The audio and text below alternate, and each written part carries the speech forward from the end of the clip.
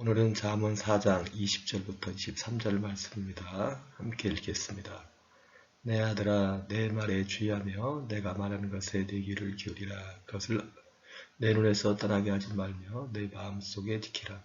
그것은 얻는 자에게 생명이 되며 그의 온 육체에 건강이 되느니라. 모든 지킬 만한 것 중에 더욱 내 마음을 지키라. 생명의 근원이 이에서 남으니라. 할렐루야. 오늘 새벽에는 이 말씀을 가슴에 품으며 몇 가지 간증을 통하여 마음 지킴의 중요성을 다시 한번 마음에 새기며 영적 전쟁에 승리하는 저와 여러분 되시기를 주의 이름으로 축원합니다. 감사합니다. 작년 7월 말경에 우울증에 걸렸는데요. 그 우울증에 걸린 그 원인은 아주 간단해요. 저희 집이 이제 저 시청 앞에 있었는데 시에서 저한테 그 전화 왔었어요. 어떤 좋은 조건을 해갖고 그 길 내는 문제 같은 이런 문제 때문에 이제 전화가 왔었는데요. 그래서 그런 조건을 제시받고 제가 시청에 가갖고 그거를 상의를 했으면 되는데 시청을 안 갔어요. 안 가고 그냥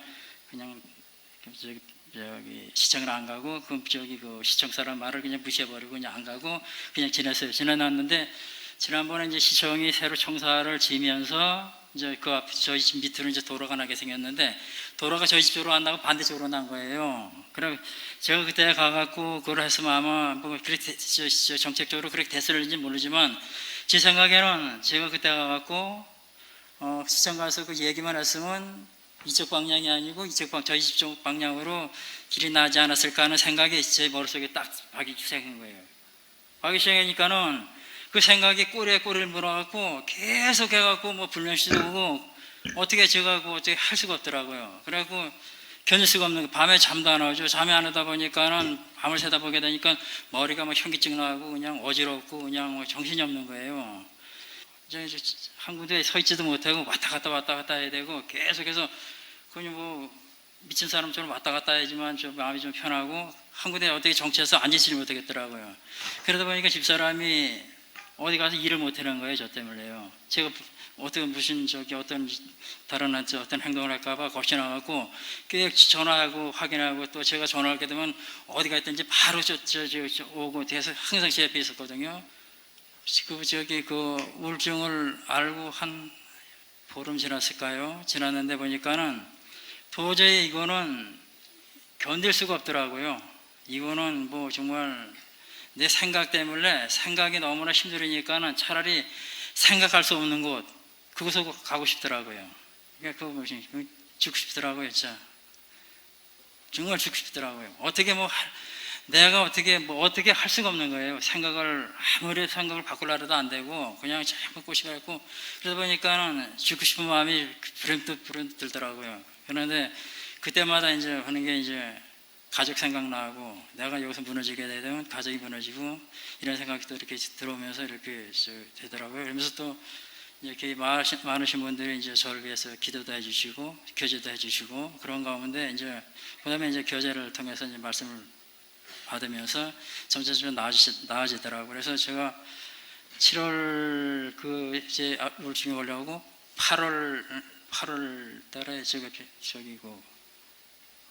우울증에서 이제 우울증에서 벗어나게 됐습니다. 그래서 지금 남들은 참 이렇게 우울증에서 자살했다고 그러는 얘기를 지금도 이렇게 보도를 통해서 듣고 그러다 보니까는 저는 지금 기적적으로 지금 하나님께서 살려주신 게 정말 확실하고 여러분의 기도 덕분에 살아나는 게 확실하고요. 우울증에 걸리면 죽을 수밖에 없는 것 같습니다. 그런데 제가 살아났다는 것은 기적 중에 기적인 것 같습니다. 감사합니다. 중학교 때 친구 중에 한 친구의 엄마가 무당이었다. 친구를 따라서 간 친구의 집에는 친구의 엄마가 점을 치고 구슬하는 일을 하고 있었다. 어린 마음이지만 들어서자마자 나는 너무 무서웠다. 들어왔는데 이제 친구의 엄마가 같이 놀러 간 친구들이 여럿이 있었는데 내가 너네 요즘 공부하는 거 힘든 거 알아. 너의 마마 알아. 그러면서 한 명씩 부르는 거예요. 불러서 이제 계속 이제 상담 비슷하게 이야기를 해주는데 이제 저도 이제 불렀죠. 불러가지고 저를 이제 앉혀놓고 하는 말씀이 너는 18, 19 28, 29, 38, 39이 재수가 없는 해야. 그리고 이제 그 다음 얘기가 뭐였냐면 너는 젊어서 자살할 팔자야. 딱 이렇게 얘기를 했어요. 그때 이제 제가 중학생이었거든요. 그런데 그러니까 구술해야 되니까 엄마한테 가서 이야기를 하고 엄마하고 와라 이렇게 얘기를 했어요. 저는 그때 그 말에 이렇게 뭐 혹하거나 이렇게 뭐 이렇게 마음을 주지는 않았는데 그 다음부터 이제 생각이 들어온 거예요. 그런 다음 날부터 제가 그 얘기를 듣고 거의 제가 34세 예수님을 만났거든요. 그때까지 중학교 때부터 그때까지 제가 살면서 어떤 힘든 일이 오고 제가 감당하기 힘든 어떤 감정이 들어오고 생각이 들어오면 죽고 싶다가 딱 먼저 처음으로 들어오는 거예요. 그런데 그게 너무 무서웠던 게 뭐냐면 죽고 싶다. 그런데 그래 맞아. 그때 그 엄마가 나한테 나는 젊어서 자살할 팔자라고 이야기를 했어. 그래서 나는 원래 죽어야 되는 사람인가 보다. 이게 그냥 자동으로 세트로 딱 들어오는 거예요.